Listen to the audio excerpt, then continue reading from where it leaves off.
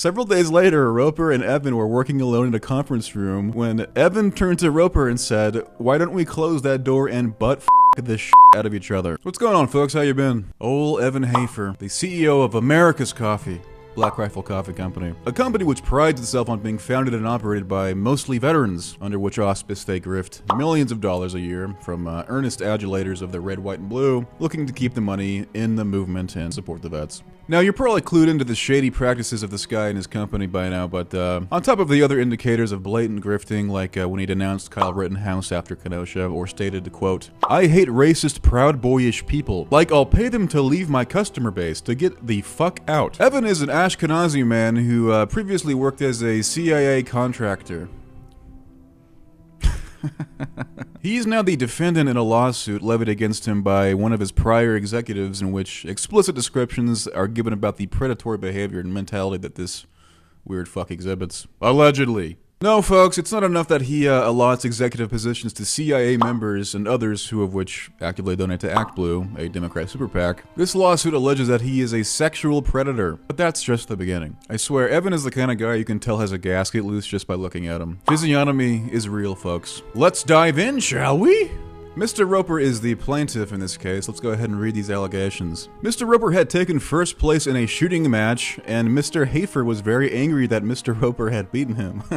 Evan expressed his anger to Roper, and this is when Evan began to treat Roper in an extremely hostile and domineering manner. Evan felt like his reputation as an excellent shooter among the military special forces community was being threatened by Roper when other military competitors heard the results. Later, Roper was forced to strip down to his underwear and participate in a marketing video where his image was digitally altered to look like he was naked. Roper was not given any opportunity to refuse to participate in this video, and he felt like he had refused to participate, that he would have lost his job. In the video, he is asked to pretend to do sit-ups in a room with various other men who are allegedly having a hot dog party. Was Obama invited to this? The video was meant to poke fun at homosexuals, and Mr. Roper participated in the video against his will and as a condition of his employment. Evan called Roper into his office one day in front of Mr. Roper, and several other people in his office. Evan stripped down all his clothes and stood in front of Roper completely naked. Evan acted as if he expected some sort of response out of Roper. Instead, Roper averted his eyes and tried to turn the conversation back to work. Several days later, Roper and Evan were working alone in a conference room when Evan turned to Roper and said, "Why don't we close that door and butt fuck the shit out of each other?" I don't know, this seems like standard workplace etiquette to me. Roper rejected the sexual proposition, and the meeting continued in awkward tension. After Roper had rejected Evan's advances and failed to comment upon Mr. Hafer's nude body, Evan became openly hostile towards Roper. By approximately early 2016, Evan had started calling Roper Mountain Jew as a derogatory term because he was one of the few Mormons in the office. Evan started being very mean and hateful towards Roper in front of other employees. Roper participated in a three-way call with another chief executive, himself, and Evan. In this call, Roper told Evan and the other executive that he was concerned with the way he was being treated, and he demanded he be treated more professionally and respectfully. Evan became very angry and said "Roger that" to Mr. Roper, and then warned him if he said one more word, he would be terminated on the spot. Yeah, man, I mean, like, what do you expect? You can't just go around denying your boss's anal advances. Roper saw an increase in Evan's hostility towards him from that day forward. Further harassment and hostility continued against Roper. A large part of the harassment focused on the fact that Roper had not served in the armed services. Additionally, there was a focus on things which the other employees had done in the military, which Roper had not done, like have sex with multiple women, engage in anal sex, frequent strip clubs, and other sexual exploits, which are viewed as taboo in the Mormon faith.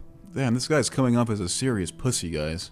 I mean, how do you make it to that age without doing gay anal one time? On or about January 2017, Scott Bollinger, the executive vice president of Black Dildo, pressured Roper into going into a strip club, otherwise risk termination. Rather than help him fit in more, the strip club outing became a source of yet more sexual harassment. An executive made a comment to him that the strip club was the first time Mr. Roper has probably ever seen a vagina up close. Mr. Roper is divorced with 5 children. He was humiliated in front of his coworkers by this comment. During this time, Roper started to withdraw from his family. He started feeling depressed and easily angered at home, the stress of being constantly ridiculed at work for his perceived lack of sexual experience and being repeatedly called a mountain Jew was taking its toll on Mr. Roper. Roper was told that he was being moved from HR because he was constantly chastising middle and upper management for their workplace behavior, and BRCC did not want to change its culture. I don't know, I'm kind of getting Michael and Toby vibes here. Roper was demoted to a low-level project manager role and stripped of his executive responsibilities because he had reported and complained about the constant and pervasive sexual and religious discrimination which was occurring on a daily basis at the workplace. Shortly thereafter, Roper was terminated from Black Rifle without cause. Prior to leaving, Roper spoke with an executive about his concerns regarding workplace discrimination and harassment. In exchange for Roper agreeing to not pursue any claims for sexual harassment or religious discrimination against BRCC, Mr. Roper was offered a severance package. Oh, I'm sure Evan was trying to give him a severance package. Just probably not the kind he wanted. How could this get any worse, you might ask?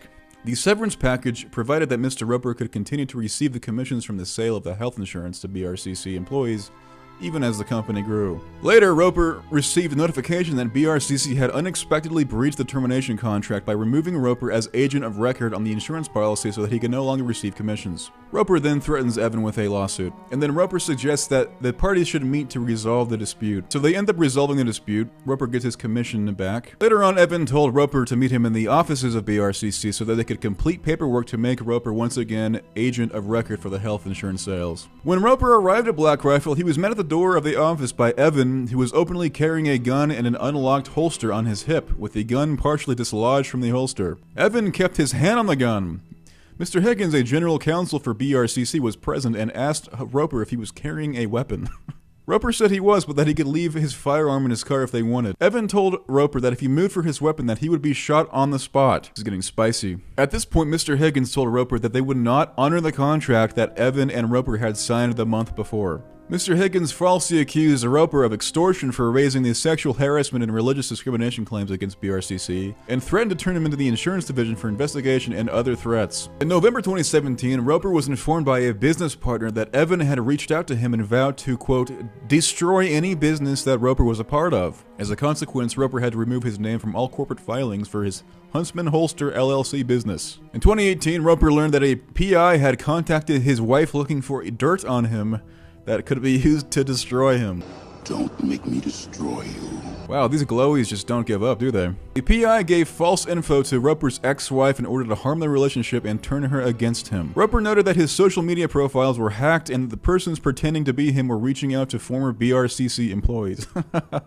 Everyone's known that Black Rifle is shady as shit for a while now, but this is just hilarious icing on the cake. Also, this company is probably engaging in a considerable amount of fraud.